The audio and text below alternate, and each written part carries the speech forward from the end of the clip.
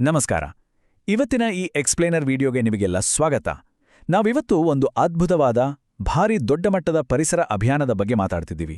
ಅದೇ 1008 ಪಂಚವಟಿ ವನ ಅಭಿಯಾನ. ಪುರಾಣದ ಕಥೆಗಳಿಗೂ ಇಂದಿನ ಅಡ್ವಾನ್ಸ್ಡ್ ಪರಿಸರ ವಿಜ್ಞಾನಕ್ಕೂ ಲಿಂಕ್ ಮಾಡೋ ಕೃಷಿಯಾಶ್ರಮ ಹಾಗೂ TD ಯೂನಿವರ್ಸಿಟಿಯವರ ಈ ಐಡಿಯಾ ಕೇಳಿದ್ರೆ ನಿಜಕ್ಕೂ ಥ್ರಿಲ್ ಆಗುತ್ತೆ. ಬನ್ನಿ ಶುರು ಮಾಡೋಣ. ಓಕೆ, ಈ ಪಂಚವಟಿ ಅಂದ್ರೆ ಏನು ಅಂತ ಮೊದಲು ನೋಡೋಣ. ಅಶ್ವತ್ಥಮೇವಮೇವಂಚ ಬಿಲ್ವಂ ವಟಂ ತಥಾ ಧಾತ್ರಿ ಅಶೋಕಂ ಚೈವ ಪಂಚವಟಿ ಪ್ರಕೀರ್ತಿತ. ಅಂದ್ರೆ 5 ನಿರ್ದಿಷ್ಟ ಮರಗಳ ಸಮೂಹ ಇದು. ಪುರಾಣಗಳ ಪ್ರಕಾರ ಈ 5 ಮರಗಳು ಒಟ್ಟಿಗೆ ಬೆಳೆದ ಜಾಗದಲ್ಲಿ ಸಾಕ್ಷಾತ್ ದೇವತೆಗಳೇ ಇರ್ತಾರಂತೆ. ಇದೇನೋ ಬರೀ ನಂಬಿಕೆ ಅನ್ಕೋಬೇಡಿ, ಇದು ನಮ್ಮ ಬಾಡಿ ಹಾಗೂ ಮೈಂಡ್ಗೆ ಪಾಸಿಟಿವ್ ಎನರ್ಜಿ ಕೊಡೋ ಅದ್ಭುತವಾದ ನ್ಯಾಚುರಲ್ ಪವರ್ ಹೌಸ್. ಇದರ ಹಿನ್ನೆಲೆ ನೋಡಿದ್ರೆ ನಾವು ನೇರವಾಗಿ ರಾಮಾಯಣದ ಕಾಲಕ್ಕೆ ಹೋಗ್ತೀವಿ. ತುಂಬಾ ಹಿಂದೆ ಅಗಸ್ತ್ಯ ಮುನಿಗಳ ಶಾಪದಿಂದ 5 ಜನ ಅಹಂಕಾರಿ ಗಂಧರ್ವರು ಮರಗಳಾಗಿ ಹುಟ್ಟಿದ್ರಂತೆ.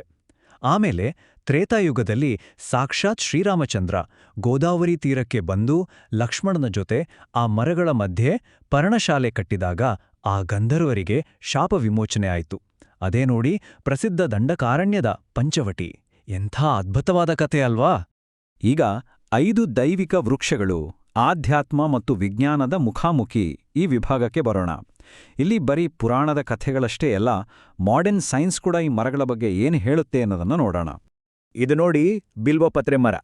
ಇದರ ಬಗ್ಗೆ ತುಂಬಾ ಇಂಟ್ರೆಸ್ಟಿಂಗ್ ವಿಚಾರ ಏನಂದ್ರೆ ಇದರ ದ್ವಿಮುಖ ಪಾತ್ರ.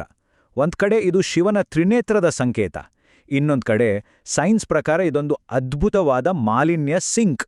ಅಂದ್ರೆ ವಾತಾವರಣದಲ್ಲಿರೋ ಡೇಂಜರಸ್ ಕೆಮಿಕಲ್ಸ್, ವಿಷಾನಿಲ್ಗಳನ್ನೆಲ್ಲ ಹೀರ್ಕೊಳ್ಳೋ ನ್ಯಾಚುರಲ್ ಮಷೀನ್ ಇದ್ದಾಗೆ ಅದು. ಬಿಲ್ವಪತ್ರೆಗೆ ಪಂಚವಟಿಯಲ್ಲಿ ಸೆಂಟರ್ ಪ್ಲೇಸ್. ಇದು ಪಾಸಿಟಿವ್ ಎನರ್ಜಿ ಕೊಡೋದ್ರ ಜೊತೆಗೆ ಮೆಡಿಕಲ್ ಫೀಲ್ಡಲ್ಲೂ ಸೂಪರ್ ಸ್ಟಾರ್. ಆಯುರ್ವೇದದ ದಶಮೂಲ ಔಷಧಿಯಲ್ಲಿ ಇದು ತುಂಬಾನೇ ಇಂಪಾರ್ಟೆಂಟ್. ಶುಗರ್ ಅಂದ್ರೆ ಮಧುಮೇಹ ಹಾಗೂ ಅತಿಸಾರ ಕಂಟ್ರೋಲ್ ಮಾಡಕ್ಕೆ ಇದು ಬೆಸ್ಟ್. ಅಷ್ಟೇ ಅಲ್ಲ, ಕ್ಲೈಮೇಟ್ ಪ್ಯೂರಿಫೈ ಮಾಡೋದ್ರ ಜೊತೆಗೆ ಜೇನುನೊಣಗಳನ್ನು ಅಟ್ರಾಕ್ಟ್ ಮಾಡಿ ಪರಾಗಸ್ಪರ್ಶಕ್ಕೂ ಹೆಲ್ಪ್ ಮಾಡುತ್ತೆ. ನೆಕ್ಸ್ಟ್ ಬರೋದು ಅತ್ತಿ ಮತ್ತೆ ಬನ್ನಿ ಮರಗಳು. ದತ್ತಾತ್ರೇಯ ಸ್ವಾಮಿಯ ವಾಸಸ್ಥಾನ ಅಂತ ನಂಬಿರೋ ಈ ಅತ್ತಿ ಮರ ಮಣ್ಣಿನ ತೇವಾಂಶ ಕಾಪಾಡಿ ಲ್ಯಾಂಡ್ಸ್ಲೈಡ್ಸ್ ಅಂದ್ರೆ ಭೂಕುಸಿತ ಆಗೋದನ್ನ ತಡೆಯುತ್ತೆ. ಇನ್ನ ಬನ್ನಿ ಮರ, ಮಹಾಭಾರತದಲ್ಲಿ ಪಾಂಡವರು ತಮ್ಮ ಅಸ್ತ್ರ ಬಚ್ಚಿಟ್ಟಿದ್ದು ಇಲ್ಲೇ ಅಲ್ವಾ? ಇದು ರೈತರಿಗೆ ನಿಜಕ್ಕೂ ವರದಾನ. ತುಂಬಾನೇ ಕಡಿಮೆ ನೀರು ಬಳಸ್ಕೊಂಡು ಬರದ ಟೈಮ್ನಲ್ಲೂ ಬೆಳೆಯೋ ತಾಕತ್ ಇದಕ್ಕಿದೆ. ಪಂಚವಟಿಯ ಕೊನೆಯ 2 ಮರಗಳು, ಬೇವು ಮತ್ತೆ ಅರಳಿ. ನಮ್ಮೆಲ್ಲರ ನೆಚ್ಚಿನ ಗ್ರಾಮ ದೇವತೆ ಬೇವು ಒಂದು ನ್ಯಾಚುರಲ್ ಪೆಸ್ಟಿಸೈಡ್ ಹಾಗೂ ಇಮ್ಯುನಿಟಿ ಬೂಸ್ಟರ್ ಅಂದ್ರೆ ತಪ್ಪಾಗಲ್ಲ. ಇನ್ನು ಅರಳಿ, ಅದೇ ಅಶ್ವತ್ಥ ಮರ, ಇದೂ ವಿಜ್ಞಾನದ ಪಾಲಿನ ಅದ್ಭುತ. 24 ಗಂಟೆಯೂ ಆಕ್ಸಿಜನ್ ಕೊಡೋ ಈ ಜ್ಞಾನದ ವೃಕ್ಷದ ಕೆಳಗೆ ಕೂತ್ರೆ ಸಾಕು, ನಮ್ಮ ನರಮಂಡಲದ ಆರೋಗ್ಯ ಆಟೋಮ್ಯಾಟಿಕ್ ಆಗಿ ಇಂಪ್ರೂವ್ ಆಗುತ್ತೆ. ಸರಿ, ಈಗ ಮುಂದಿನ ವಿಭಾಗ ಪಂಚವಟಿಯ ಪರಿಸರ ವಿಜ್ಞಾನ, ಪರಿಸರದ ಮೇಲಿನ ಪ್ರಭಾವದ ಮಾಪನ. ಪುರಾಣಗಳ ಕಥೆಗಳನ್ನ ಬದಿಗಿಟ್ಟು ಶುದ್ಧ ವಿಜ್ಞಾನದತ್ತ ಕಣ್ಣು ಹಾಯಿಸೋಣ. ಈ 5 ಮರಗಳು ಸೇರ್ಕೊಂಡ್ರೆ ನಿಜಕ್ಕೂ ಯಾವ ರೇಂಜ್ಗೆ ಮ್ಯಾಜಿಕ್ ಆಗತ್ತೆ ಅಂತ ಫ್ಯಾಕ್ಟ್ಸ್ ಅಂಡ್ ಫಿಗರ್ಸ್ ಸಮೇತ ನೋಡೋಣ ಬನ್ನಿ. ನಾವಿಲ್ಲಿ ಗಮನಿಸಬೇಕಾದ ಮುಖ್ಯವಾದ ನಂಬರ್ ಇದು. ಒಂದು ಪಂಚವಟಿ ವನ ವರ್ಷಕ್ಕೆ ಬರೋಬ್ಬರಿ 100 ಟನ್ ಆಮ್ಲಜನಕ ಪ್ರೊಡ್ಯೂಸ್ ಮಾಡ್ತಿದೆ ಅಂದ್ರೆ ನೀವು ನಂಬ್ತೀರಾ? ಹೌದು, 100 ಟನ್.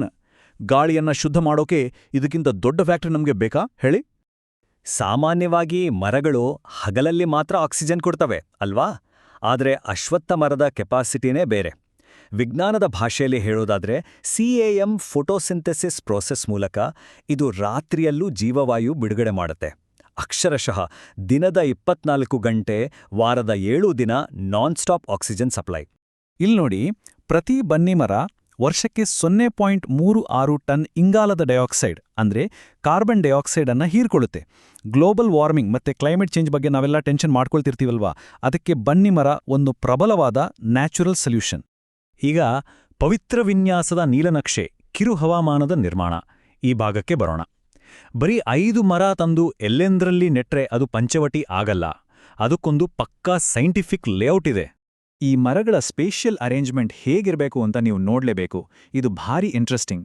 ಉತ್ತರಕ್ಕೆ ಬೇವು, ಪೂರ್ವಕ್ಕೆ ಅತ್ತಿ, ದಕ್ಷಿಣಕ್ಕೆ ಅಶ್ವತ್ಥ, ಪಶ್ಚಿಮಕ್ಕೆ ಬನ್ನಿ ಮತ್ತೆ ಎಲ್ಲದರ ಸೆಂಟರಲ್ಲಿ ಬಿಲ್ವಪತ್ರೆ ಇರಬೇಕು. ಈ ತರಹ ಪರ್ಫೆಕ್ಟ್ ಗ್ರಿಡ್ನಲ್ಲಿ ನೆಟ್ಟಾಗ ಮಾತ್ರ ಅವುಗಳ ಎನರ್ಜಿ ಕಂಬೈನ್ ಆಗಿ ಅಲ್ಲಿ ಅದ್ಭುತವಾದ ಮೈಕ್ರೋ ಕ್ಲೈಮೇಟ್ ಕ್ರಿಯೇಟ್ ಆಗುತ್ತೆ. ಅಯ್ಯೋ, ಇಷ್ಟೆಲ್ಲ ಮಾಡಕ್ ನಮ್ಮತ್ರ ಎಲ್ಲಿ ಜಾಗ ಇದೆ ಅಂತ ಯೋಚಿಸ್ತಿದ್ದೀರಾ?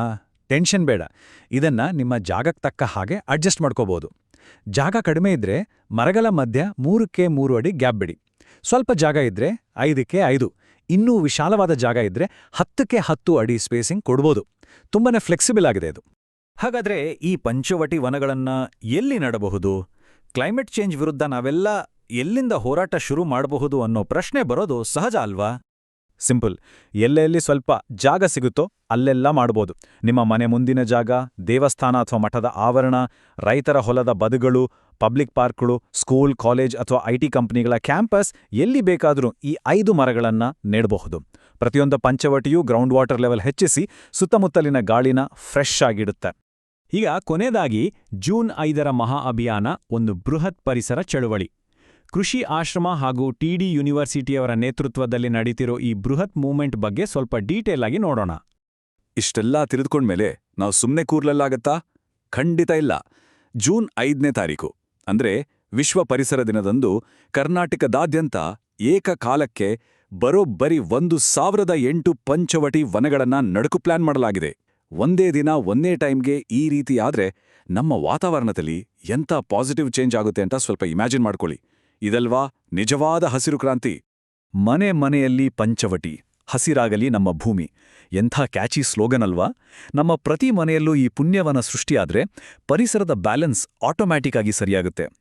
ರಾಮಾಯಣದ ಕಾಲದ ಆ ಪುಣ್ಯ ಪರಿಸರ ಇವತ್ತಿನ ನಮ್ಮ ಜಗತ್ತಿಗೆ ಕಲ್ಪವೃಕ್ಷವಾಗಿ ಬೆಳೆಯೋದ್ರಲ್ಲಿ ಡೌಟೇ ಇಲ್ಲ. ನಿಮಗೂ ಈ ಜೂನ್ 5ರ ಇವೆಂಟಲ್ಲಿ ಜಾಯ್ನ್ ಆಗಬೇಕು ಅನ್ನಿಸ್ತಿದ್ಯಾ? ಹಾಗಾದ್ರೆ ತಡ ಮಾಡಬೇಡಿ, ನೇರವಾಗಿ ಡಾಕ್ಟರ್ ನಾಗಭೂಷಣ್ ಅವರನ್ನ ಕಾಂಟ್ಯಾಕ್ಟ್ ಮಾಡಿ. ನಂಬರ್ ನೋಟ್ ಮಾಡ್ಕೊಳ್ಳಿ, 99 16 0 32 72. ನೀವು ಕೂಡ ಈ ಐತಿಹಾಸಿಕ ಮುಹೂರ್ತದ ಭಾಗವಾದಿ. ಕೊನೆಯದಾಗಿ ಒಂದು ಮಾತು, ಸ್ವಲ್ಪ ಯೋಚನೆ ಮಾಡಿ. ನಮ್ಮ ದೇಹನೇ ಒಂದು ಟೆಂಪಲ್, ಅಂದ್ರೆ ದೇಗುಲ ಅಲ್ವಾ? ಹಾಗಾದ್ರೆ ಆ ದೇಗುಲಕ್ಕೆ ಉಸಿರು ಕೊಡೋ ಪ್ರಾಣವಾಯು ಈ ಪಂಚವಟಿನೇ ಅಲ್ವಾ? ಈ 1008 ಪಂಚವಟಿ ಅಭಿಯಾನ ದೊಡ್ಡ ಮಟ್ಟದಲ್ಲಿ ಸಕ್ಸಸ್ ಆಗ್ಲಿ ಅಂತ ಹಾರೈಸೋಣ. ಈ ಎಕ್ಸ್ಪ್ಲೇನರ್ ನಿಮ್ಗೆ ಇಷ್ಟ ಆಯ್ತು ಅನ್ಕೊಳ್ತೀನಿ. ಈ ಇನ್ಫಾರ್ಮೇಷನ್ ಅನ್ನ ನಿಮ್ಮ ಫ್ರೆಂಡ್ಸ್, ಫ್ಯಾಮಿಲಿ ಜೊತೆ ಶೇರ್ ಮಾಡಿ. ನಮಸ್ಕಾರ.